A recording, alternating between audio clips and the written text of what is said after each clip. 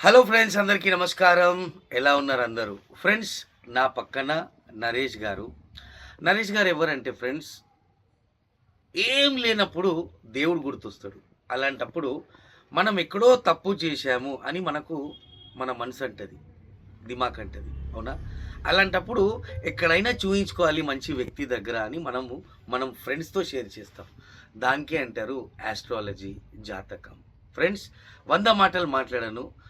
నాకు 7 ఇయర్స్ నుంచి పరిచయం. మంచి వ్యక్తి, నమ్మండి. నేను నార్మల్‌గా ఈ వీడియోస్ చేయను, మీ అందరికీ తెలుసు. నరేష్ అన్న ఈజ్ అ ఫ్యామిలీ ఫ్రెండ్.